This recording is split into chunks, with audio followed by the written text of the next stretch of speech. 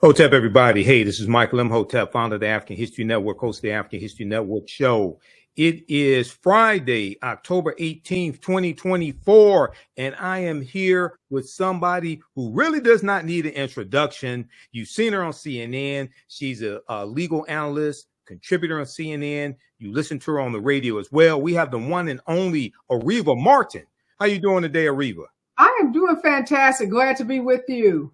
Absolutely. Absolutely. Well, look, I've been on your show before on KBLA 1580 AM, real time with Areva Martin. This is the first time you're on the African History Network show. And we have you on for a very special reason also, because if you don't already know, Areva has a multi-city tour, Election 2024 Battleground State Tour, the special report. So Areva, you're coming to Detroit Wednesday, October 23rd. What is this tour about? Wow. First of all, Michael, I can't believe I've never been invited to your show as many times as I've had you online. So let's start. I'm sorry. I'm sorry. Election. It took a contentious election. It took a nail biter down to the wire election to get on your show, and I'm glad to be here anyway. We'll have you back again. No problem. Oh, no. Why am I coming to Detroit? I'm coming to Detroit and I'm traveling to all 7 battleground states because this is one of the most consequential elections of our lifetimes. Yes. And from all accounts, it's going to be a very, very close election.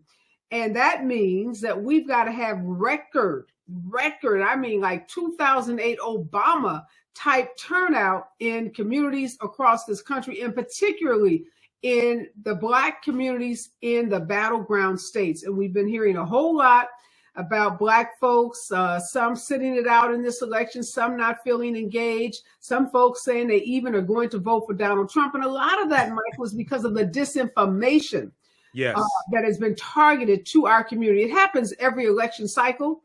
So it's not new. We are aware of the folks, both, externally, I say externally meaning foreign, as well as those domestically that have decided that they can influence elections if they can suppress the Black vote. So I'm on a mission to make sure that folks don't allow their voices to be quelled, to be erased, to be eviscerated in this critical election, to make sure they have all the information and all the facts, and to debunk a lot of the misinformation and disinformation that has been targeted to our community. Absolutely. Well, you hit the nail right on the head. The African-American community, especially African-American men, are usually the victims of disinformation and misinformation campaigns, as well as the Latino community. The Mueller report, in volume 1 of the Mueller report, it talked about the disinformation campaign targeting African-Americans. So I know you have been doing this tour. You started in Phoenix, Arizona, on the 14th. Okay. So what has the response been so far for this tour? The response has been overwhelmingly positive. People thanking me, saying, thank you for coming to our cities. Thank you for continuing to remind us about the importance of this. I was in Tempe, Arizona. I was in Phoenix, Arizona. And then just 2 days ago, I was in Las Vegas, Nevada, 2 very important battleground states. And here's what I do, Michael. When I go into these cities, I don't just host these live events. I don't just tape the special report. I hook up with a canvassing, get out the vote office operation. And I go into neighborhoods and I knock doors and I talk to voters because I live in California, and they say we are in a bubble. And because I, work in the news business, the journalism business, sometimes I do feel like I'm getting information that perhaps, seems really clear to me as someone who's a political and a news junkie. But one of the things that this tour is allowing me to do is to recognize everybody ain't tuned in like we are. Everybody's not glued to their cable news, not glued to their phones, tracking, every poll, every story, every word that's said about this election. I've met people, Michael. I met a woman knocking doors in Las Vegas. She said she had been on vacation. She said she had not been paying close attention to the election, and she didn't know much about the candidates. Now I have to take her at her word that she was not just, pulling my leg, because she Right. opened the door and she stood out and talked to us, me and the other canvassers that I was with, so generally somebody's not going to talk to you for 10, 12 minutes to just tell you a big fat lie. So I believe this woman. She was a young woman. She was a mother. And she said she had been busy all summer with her son. She said, you know what? I don't watch the news often. I don't read or follow politics because it's too negative.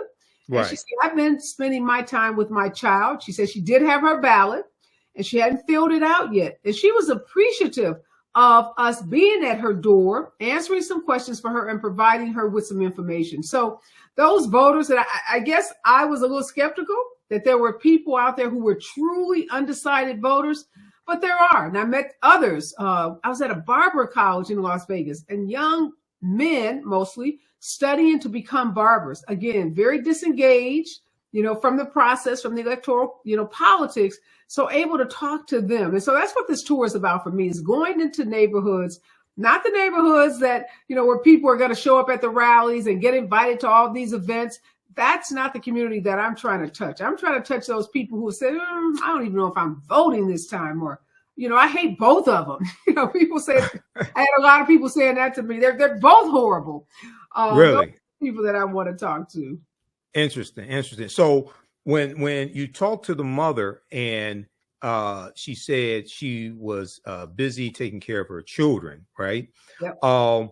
What did you say to her that turned her around? What were some of the issues that she is interested in that she may not have known were on the ballot? Because there's always issues, always policies on the ballot, as I explained to people. And it's not only about what a politician can do for you, it's also about understanding how to protect gains that have already been made. Because that's a concept that many people don't understand.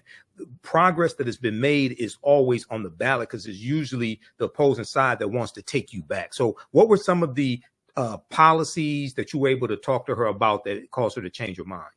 Well, because she was a mother, I immediately went to reproductive freedoms and reproductive rights because I knew that would resonate with her. She's a mom and she was a young mom. So in my mind, she may be someone that was contemplating having more children. Right. She had friends in her age group. And so I put her under 35.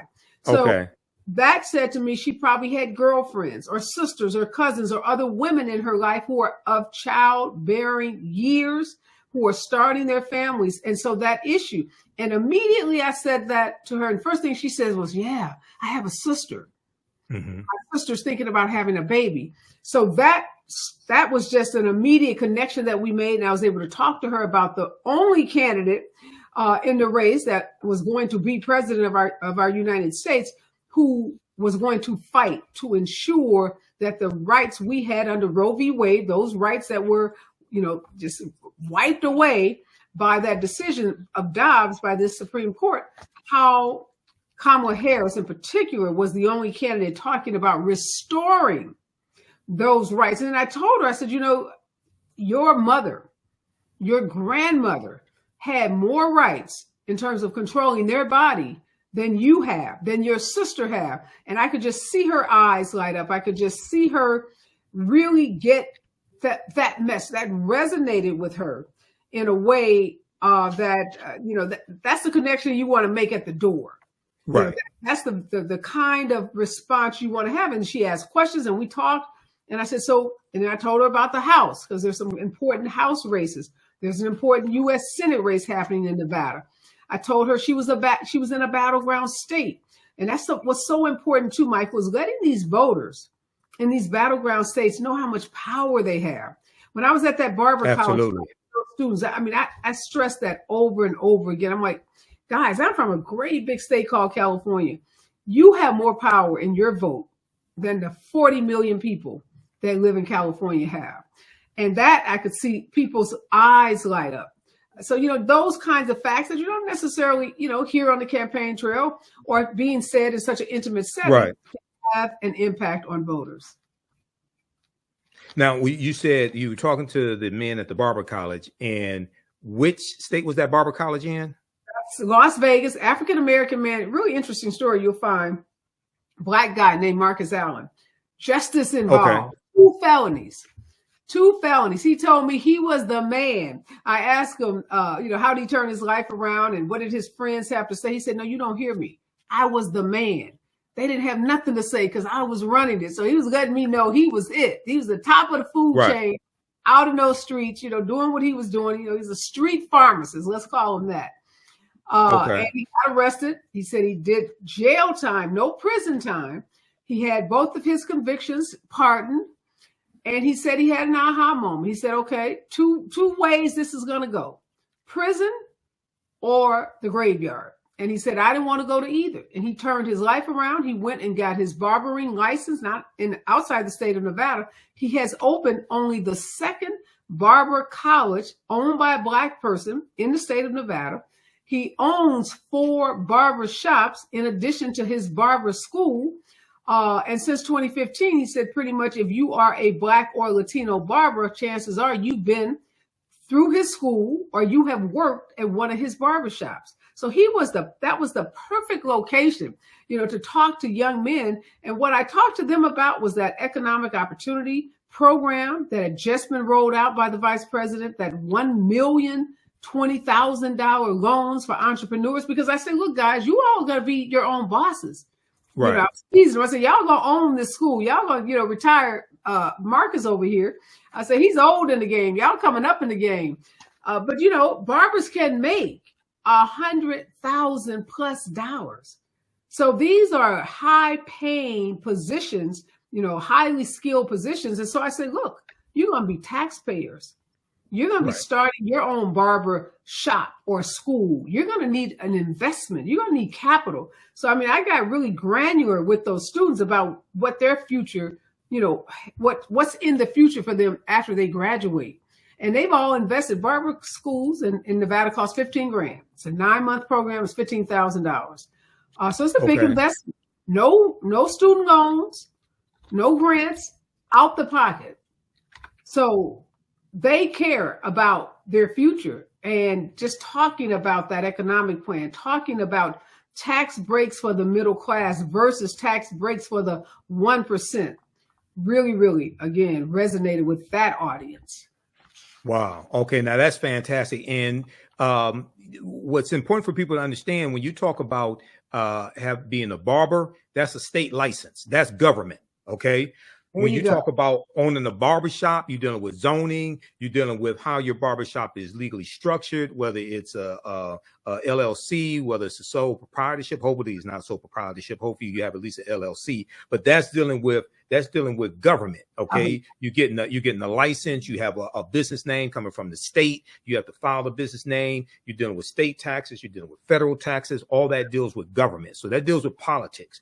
This is politics impacting your business, impacting your economic empowerment, but also most likely you need a healthy economy for your business to operate within.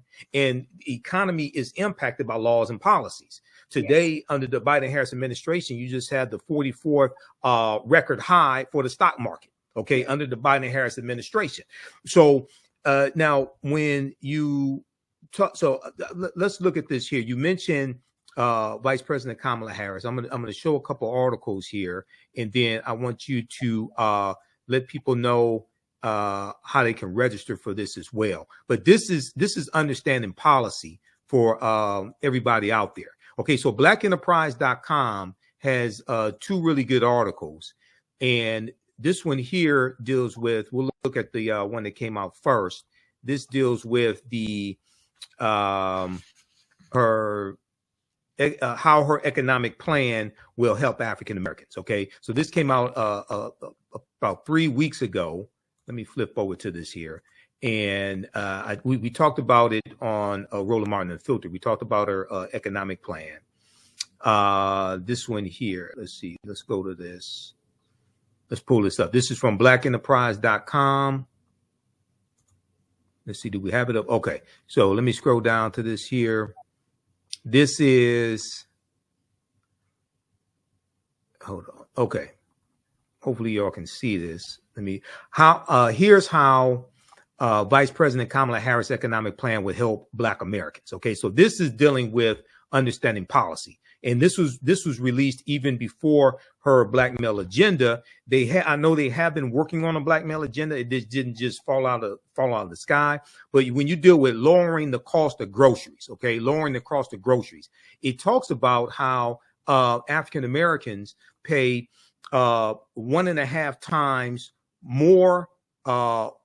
Spend 1.5 times more for their food budget compared to white families. Okay. And it talks about advancing the first ever federal ban on price gouging on food and groceries, setting clear rules ensures that big corporations can't unfairly exploit consumers to run up excessive profits on food and groceries. So we see that inflation has cooled down to about 2.5% year over year, but we still see price gouging taking place. And we know that about 53% of inflationary costs were due to corporate greed.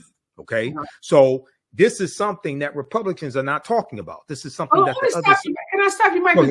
I'm glad you mentioned that, because I'm going to Milwaukee on Monday. And there was a New York Times article about black voters in Milwaukee. And they interviewed a black man. And he said he was voting for Trump because his grocery bill was lower under Donald Trump than it is now. And he also talked about the stimulus check, so he had more money in his pocket. And I'm so glad this article talks about, one, inflation coming down, and two, what Harris plans to do to cap corporate greed. And what that voter in that article didn't understand is Donald Trump is going to unleash. He will remove any restrictions or regulations that prevent that same corporate greed. So if he thinks his groceries are high now, if you don't have anything in place to prevent these corporations from gouging consumers, his groceries will be much, much higher under a Donald Trump administration than they would be under a Kamala Harris, given how she plans to address price gouging. Absolutely. And what we're looking at here is it's important for people to understand, under the Obama-Biden administration, there was 75 consecutive months of private sector job growth. Okay. I just did a video breaking this down because a lot of people don't understand this, and we have like selective amnesia. Donald Trump did not create a healthy economy. He inherited a healthy economy from Obama Biden. They inherited a recession, okay, from the Bush Cheney administration. All right. When they came into office, you had when they came into office, you had months where 500,000, 600,000, 700,000 jobs were being lost. OK, so then you had the Recovery Act of 2009.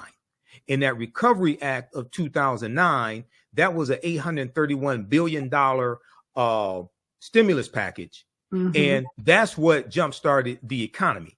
There's a good article from NBCnews.com that I cite, and people can read this right here. Data show Trump did not create a great economy. He inherited it.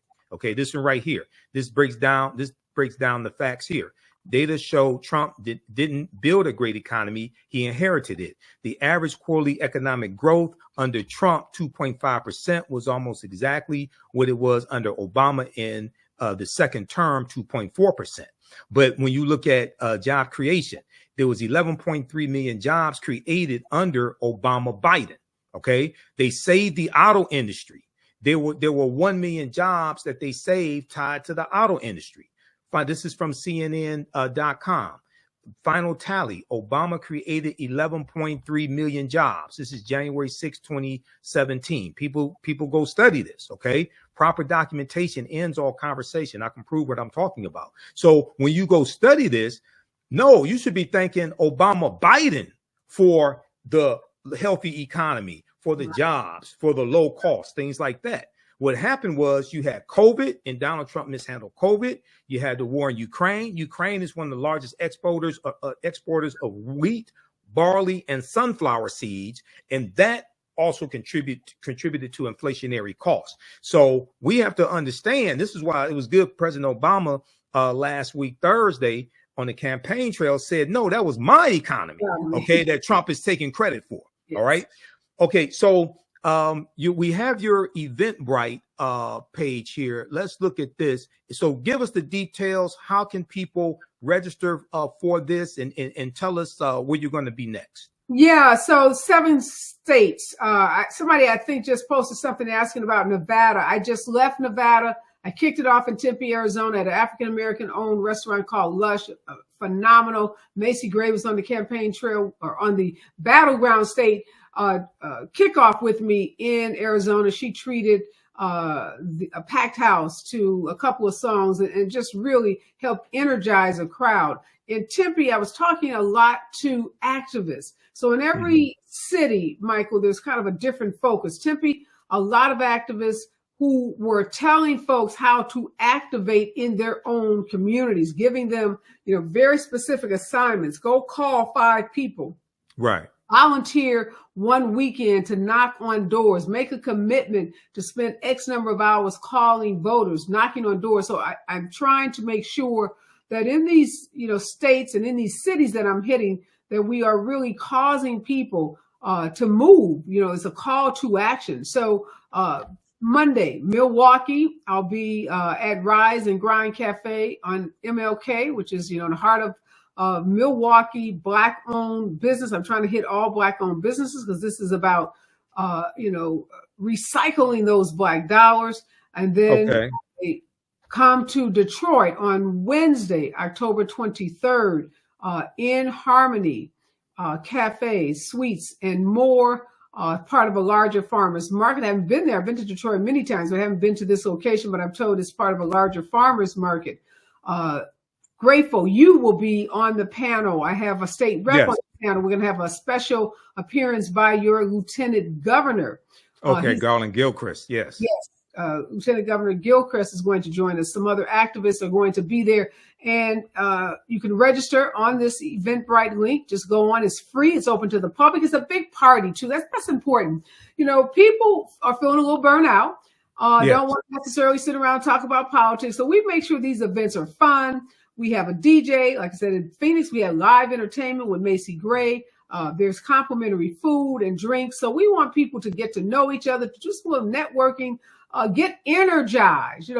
Our soon-to-be 47th president is campaigning, with a joyful spirit. She's out there telling people this country, has so many opportunities, that the future under a Harris-Walz administration can be bright for so many people. So we spread that joy to all the cities where we go, because we want people to feel hopeful. We want them to feel inspired to get out and vote, but also to feel like, Donald Trump has painted this picture, Michael, of doom and gloom. And, if he doesn't win, the world's going to end. Factories will close, everything as we know it will look like Detroit, right? He's throwing shade at Detroit. Right. Exactly. He was in Detroit today at Huntington Place. And I was watching Midas Touch, their video on Instagram. They said the place was not full. He was struggling to fill it. He started 2 hours late. The audio system went out on him halfway through his speech as well. But go ahead. That's how the economy is going to be. It's going to collapse. Yeah, go ahead. Talking crap about Detroit, so he thinks he can talk crap and then come back and y'all going to show him some love. It don't work that way, bro. Nope. It doesn't work that way. So Absolutely. I'm glad that Detroit and Gretchen Whitmer, your governor, said, we're going to show you. We can show you better than we can tell you. You cannot come talk smack about our city. We just want to make sure that people feel the love that, Michelle Obama said, you don't need somebody to tap on your shoulder or, make a personal invitation to you. And I believe our forever First Lady, but we want to make sure that anybody that's feeling a little unheard, that feel like they need a little extra push, come out and join us on these stops. I'm connecting with some of the, the biggest influencers in these cities, folks who have their fingers on the pulse of what's happening. Folks that can help motivate and get people out to vote, because we don't want to wake up. And I know you can remember this. I can very vividly. 2016, waking up after that just stunning loss that Hillary Clinton had, and feeling like, just like the world really, like, had been turned upside down. We want to wake up Probably won't be the day after election. Remember last presidential election, it was all the way to that Saturday before we finally knew that Joe Biden and Kamala Harris had won. So it'll probably be a couple of days, but we want folks to feel inspired that when they vote for Kamala Harris, they're voting for a brighter future for themselves, for their families, and for their communities.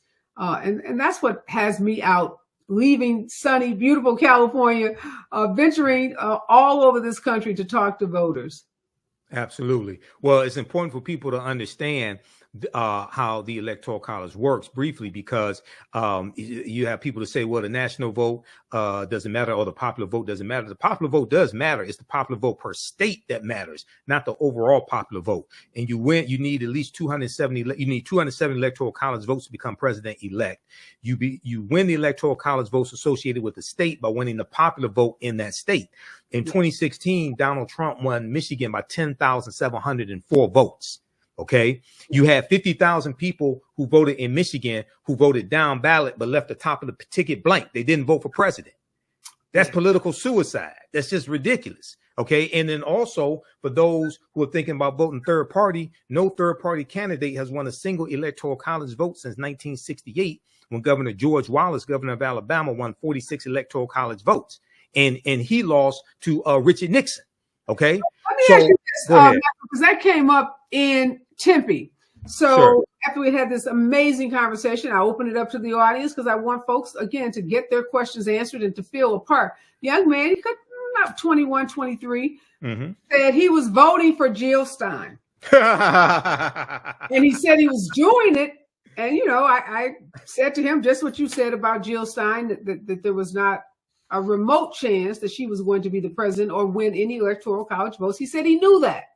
But he said it was a protest vote. And I know Michigan, there are a lot of protest voters that we saw in your primaries.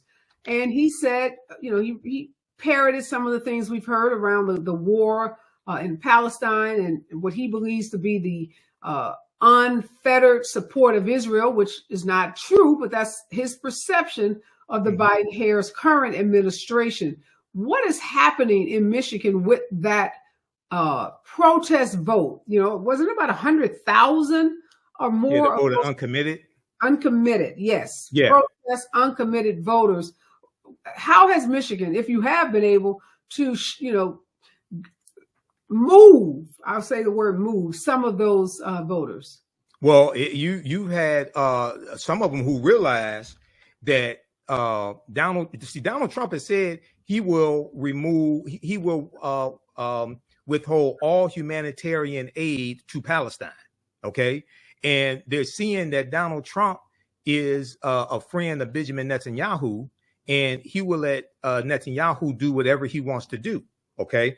And then also people are remembering the Muslim ban from 7 countries, banning Muslims coming from 7 countries that Donald Trump put in place. And that increased anti-Muslim sentiments here in America. So people are starting to see, and this is what I knew was going to happen. People are starting to see, well, wait a second. Donald Trump is not for a 2-state solution. Right. Okay. So they're starting to see, well, hold on. Donald Trump will release holy hell on us. Okay. With Kamala Harris, they have a much better chance. I think she's going to strike a different tone than Biden. It's important for people to understand. And she said this today to Peter Alexander of MSNBC News. A sitting vice president does not criticize the sitting president. No, never. Even the sitting president tried to kill him. Yeah, and he still didn't criticize. Yeah. So a sitting vice president who's running for president is not going to put out policy that undermines the sitting president, especially on foreign affairs. No, that doesn't happen. No, because she is still the vice president and Joe Biden is still the president. Exactly. There's only one president at a time. Period. One sitting president at a time. So period. She can't be out there making new policy on anything because she's not the president. And she can't cut a side deal with Netanyahu and Hamas like G Money in New Jack City cutting a side deal against Nino Brown. It doesn't work that way. Okay. Now, but that's taking civics out the classroom. People forget the civics lesson. So yes, preach. Oh, so let me show this article to people, because I have extensive research. I have thousands of articles printed up. Okay, now this is the people who talk about vote for Jill Stein. Now this is an article from NBCnews.com. Guess who came to dinner with Flynn and Putin? Okay, now this article is from April 18th, 2017. This is a few months after Donald Trump took the oath of office, January 20th, 2017. This is a picture from the Russia Today 10th anniversary celebration in 2015. Okay, now Jill Stein is sitting at the table in Russia. Across from Jill Stein is Vladimir Putin. Next to Vladimir Putin is Lieutenant General Michael Flynn. Lieutenant General Michael Flynn, just by accident, ended up becoming Donald Trump's first national security advisor for about 27 days, and then he was forced to resign. Okay. So now you got Jill Stein running again. Why? You helped Trump win the first time.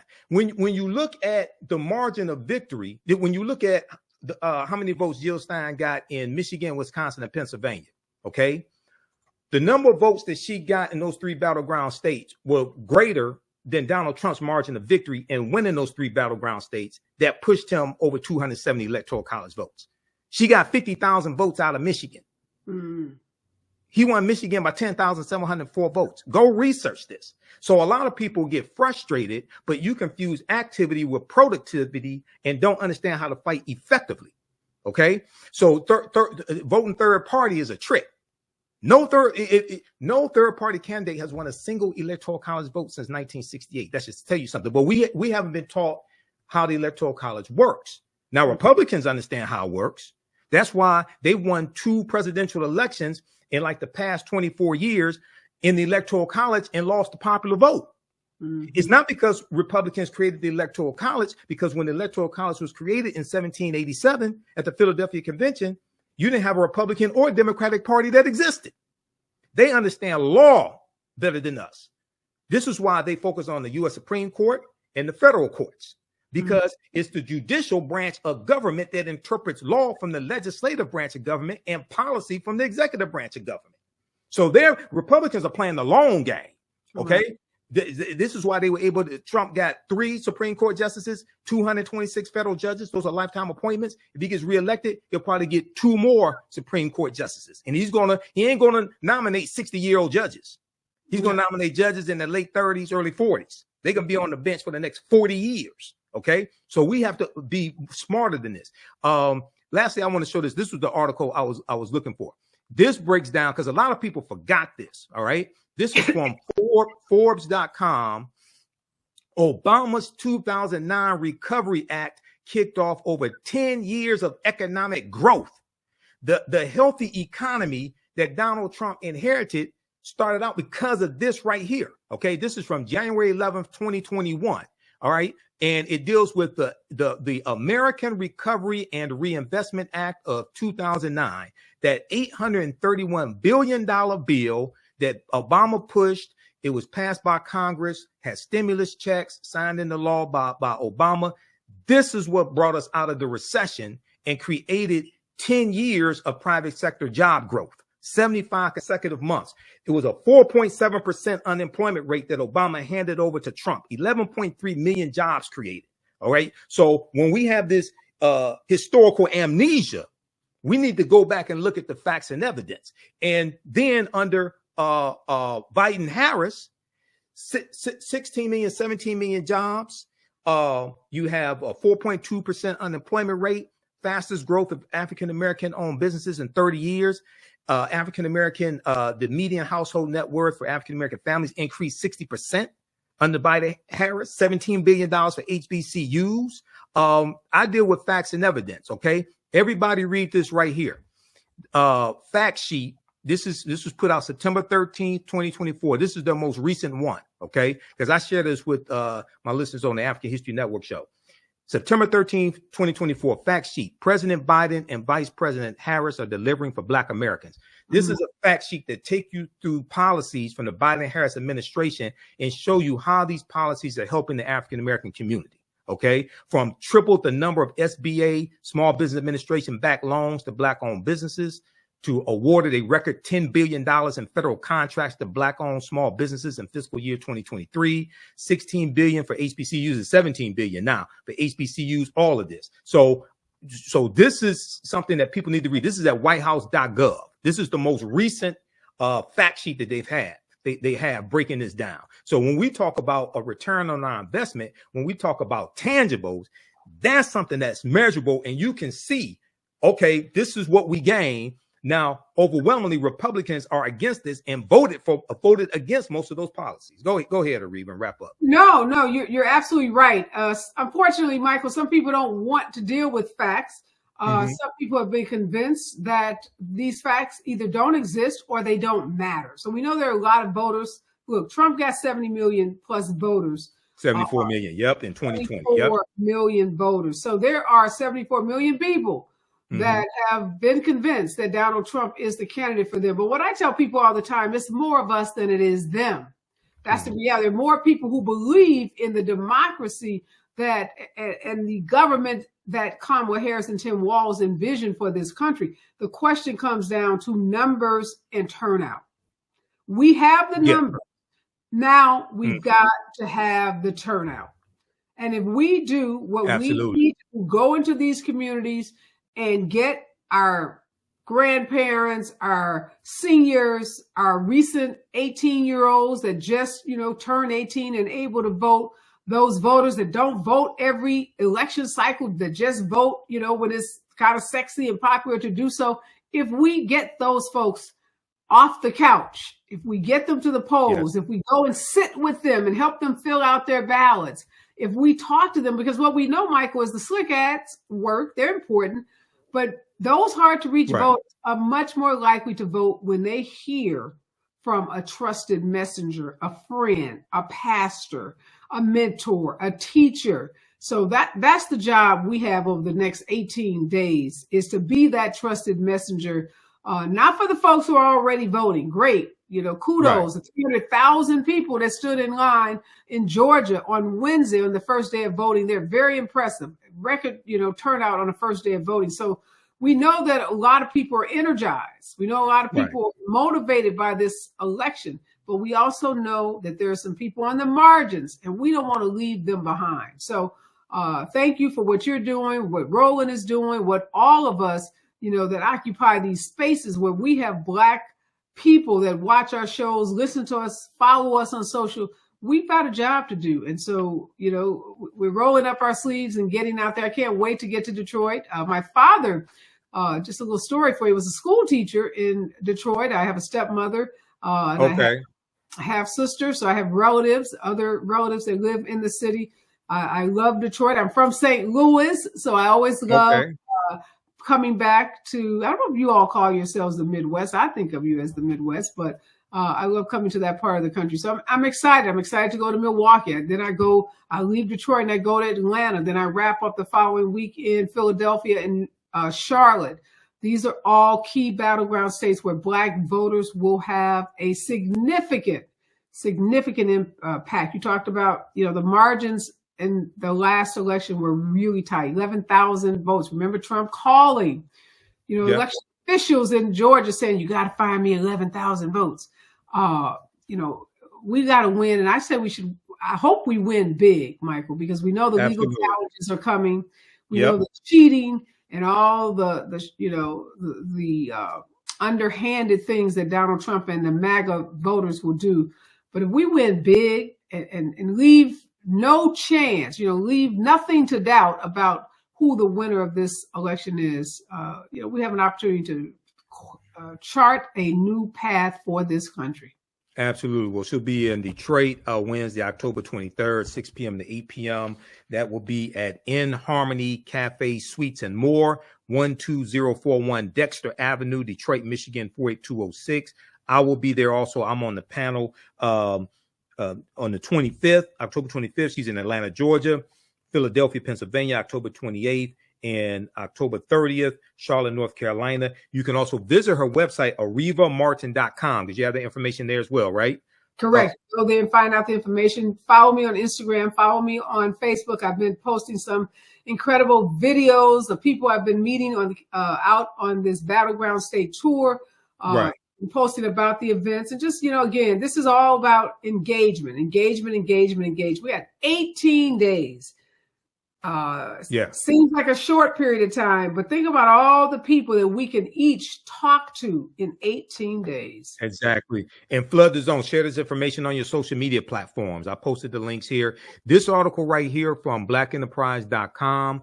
This is what to know about Kamala Harris' newly released opportunity agenda for Black men. This is from October 14th, 2024. This is a fantastic agenda. Now, based upon Title VI of the 1964 Civil Rights Act, Section 601, non-discrimination in federally assisted programs, we know that it's illegal to have policies that are for only one race of people, but you can have policies that disproportionately benefit and help one race of people. Okay, so these policies here target the needs of African American men.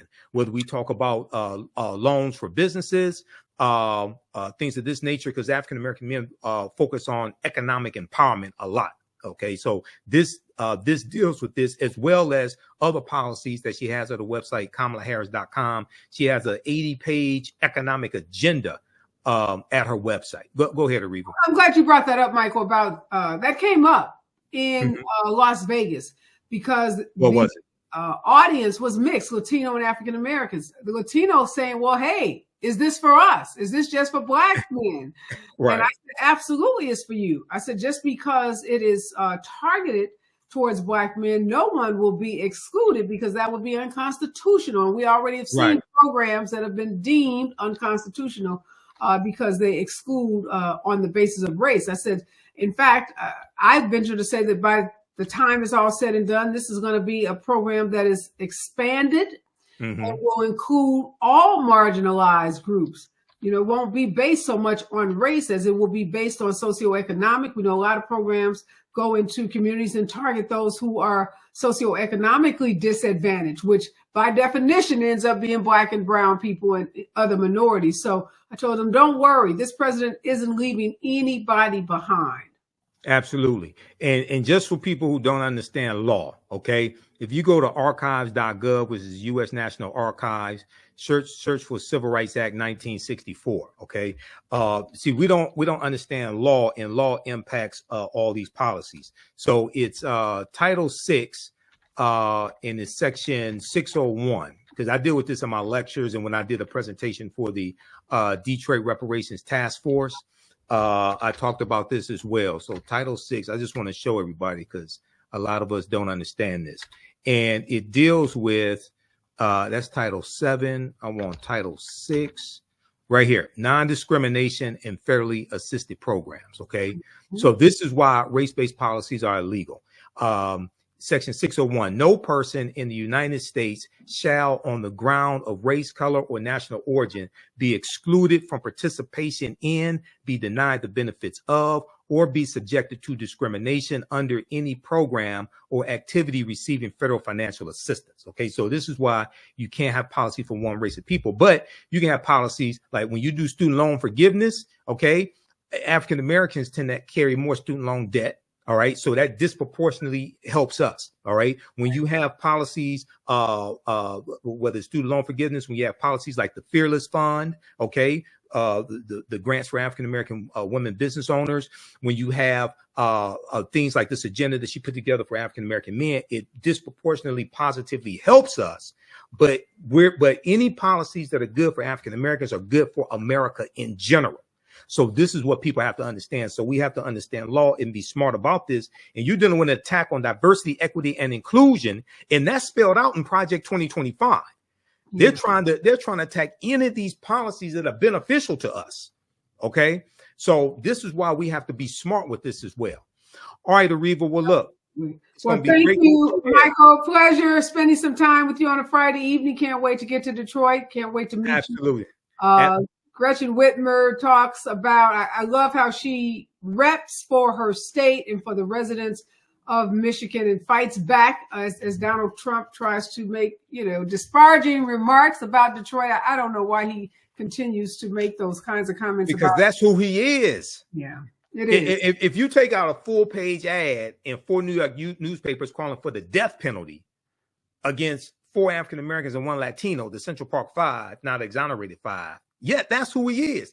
But why do it and then go back and think the city's going to give you some love? He thinks everybody's stupid. Like, if you invite somebody to your house and they talk crap about your house, they're not likely to get another invitation to come back. But he's there. He came to Detroit to rile up the white people in Detroit that support him, to drive up those numbers, and also help down ballot races as well, like in surrounding areas. That's what this is about. But also, people keep in mind, the last 6 months of the Trump administration, he reinstituted the death penalty and executed 13 people, including 5 African Americans. So it's bad enough to take out a full. Go ahead. You know that Project 2025 says death penalty for drug dealers. Yes. So yes, dangerous. Exactly. It's dangerous. Exactly. It's dangerous. Our EP says he's dangerous and unfit. Yes. That's it all. All right. All right, Areva. It's good talking to you. I'll see you in Detroit. Okay. Thank you, Michael. Be all well. Right, peace. Okay. All right. Peace. All right, everybody. That is Areva Martin. You see her on CNN. You see her on Good Morning America. Brilliant, brilliant sister, brilliant attorney, civil rights attorney. And that article that I was looking at, I just want to show you this because proper documentation ends all conversation. And this deals with right here. Okay, so there's one article from Associated Press, apnews.com. Go research this, how Donald Trump brought back the death penalty. There had only been 3 people executed at the federal level in 60 years, and none of them in the Obama administration. Okay, Donald Trump executed 13 people, had 13 people executed in his last 6 months in office. So this article, now RollingStone.com has an article, but you got to pay for RollingStone.com. This one right here, this is from Associated Press, apnews.com. Fuller picture emerges of the 13 federal executions at the end of Trump's presidency. Now, this article is from October 3rd, 2023. Okay, October 3rd, 2023. And just very briefly in it, it says a day before the federal government executed a Texas man for the killing of an Iowa couple when he was 18, celebrity lawyer Alan Dershowitz pleaded with then President Donald Trump, a former client, to call off the execution. During a December 9th, 2020 call to the White House, Dershowitz told Trump that Brandon Bernard, at 40 years old, wasn't the man he was when Todd and Stacey Bagley were killed in 1999, and then he deserved to have his sentence commuted to life. Okay, but Donald Trump didn't agree with that, and he was executed. Let's see. Secrecy was a hallmark of the 13 federal executions during the last 6 months of Trump's presidency. Although reporters were allowed to witness them, it was impossible to know at the time what was happening behind the scenes. Okay, so read this article. There are others dealing with this. And also, Donald Trump has said on the campaign trail, even going back to April when he was in Wisconsin, and we talked about this on Roland Martin Unfiltered one day when I was guest hosting. Donald Trump has said that he will give 100% immunity to police against criminal prosecution, okay, for doing their jobs. 100% immunity against criminal prosecution. The sequel to the movie is usually worse than the original movie. A second Trump administration is going to be worse than the first one. Also, for information on Project 2025, visit project2025.org. This one right here. Now, this is from the Heritage Foundation. This website right here is from the Heritage Foundation. The Heritage Foundation is the right-wing think tank that wrote Project 2025. It's called Mandate for Leadership. Mandate for Leadership. Okay. Go to project2025.org. Mandate for Leadership is the policy platform they've been putting out since 1981. And this is called Mandate for Leadership, the Conservative Promise. Okay. Project 2025. So go through and read this here. And it has where you can download the full 922-page agenda. And right at the bottom, go all the way down to the bottom, tells you this website is from the Heritage Foundation. That's who created Project 2025. Okay. All right. So we have to get out of here. Remember, the African History Network, we focus on educating, empowering, and inspiring people of African descent throughout the diaspora and around the world, because right now it's corrects wrong behavior. Visit our website, AfricanHistoryNetwork.com, AfricanHistoryNetwork.com. Register for my online history classes there.